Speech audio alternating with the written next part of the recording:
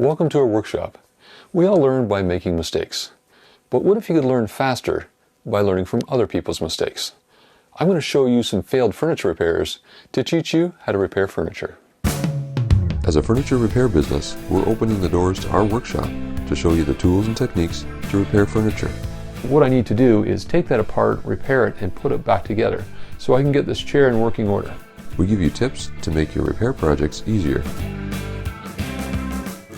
Let's get into the workshop and start fixing furniture.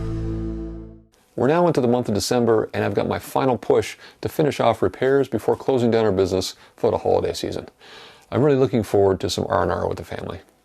Now, we do have one more video that will be coming out before the end of the year. I'm going to do sort of a festive review of all the tools I purchased in the last 12 months and the ones that I made as well. So stay tuned for that, subscribe, and click on that bell icon if you haven't yet. So on these repairs, what I've got to show you is why they failed and how to avoid making these mistakes when you're repairing furniture. Our first example here is a broken stretcher. Now, someone has repaired this before, and I can tell that by looking inside here and seeing some old glue residue. I can also tell that some of these parts, these splinters, have been filed down or sanded down, so they're more flat. And that's the mistake in this chair repair. If this was a fresh break, this could be glued and clamped together, and that seam would be stronger than the wood itself. But the mistake the person made here was they sanded down these rough parts so you don't have a good bonding, and they glued it. And I can tell they didn't clamp this when they glued it.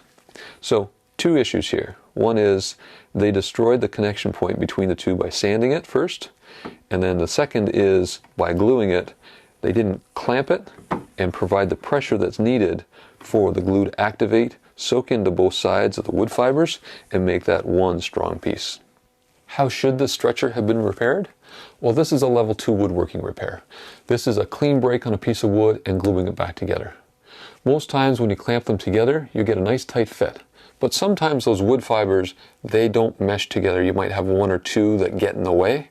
What you need to do is realign those or pull them out so you get a nice tight fit.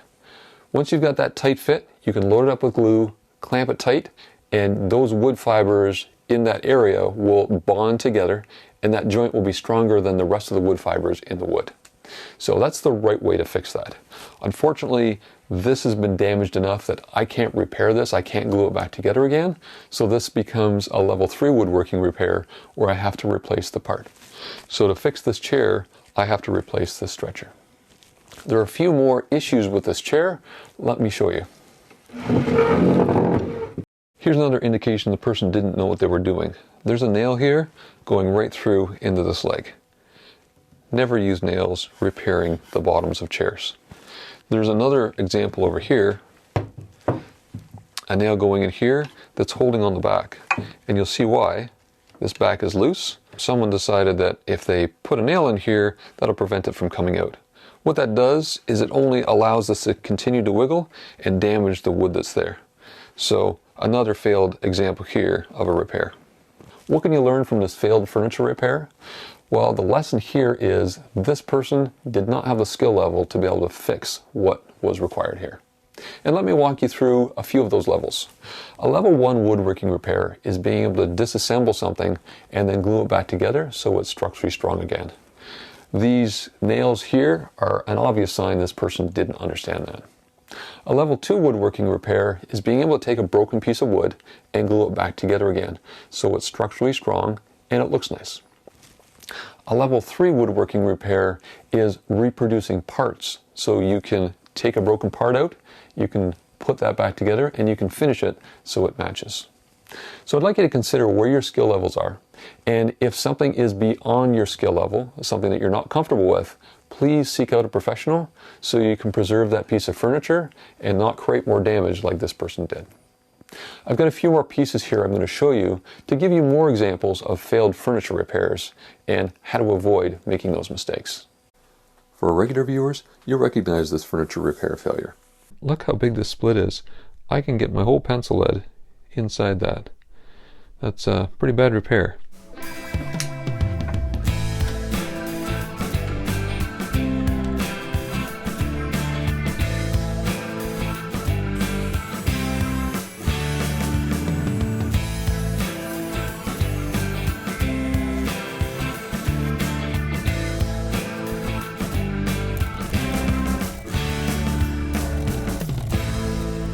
now got glue cleaned off all the parts, so before I glue this together, I want to make sure it's fitting properly. And especially when you've got pieces broken off like this, sometimes they don't fit well.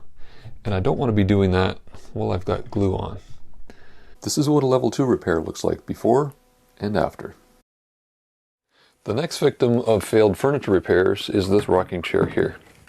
Now you can see this rocker is broken off. It broke off here at the front, but it had previously broken off at the back, and that's where this failed repair is.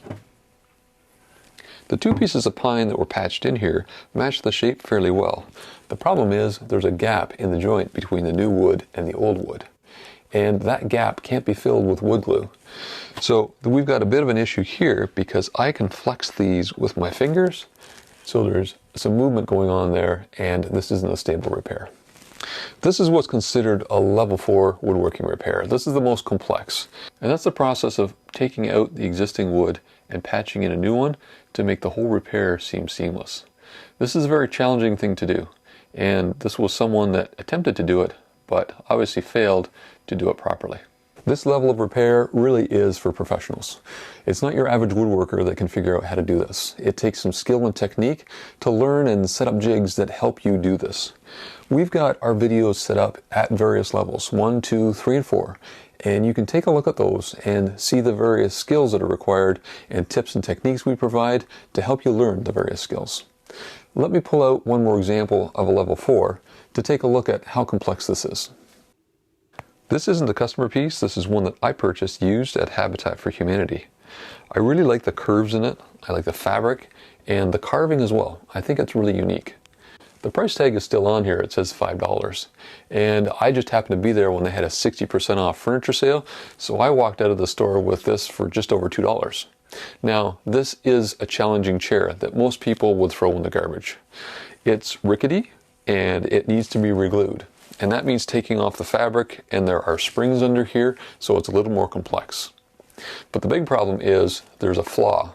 There's a crack across here, and there's wood filler in here, and this is loose.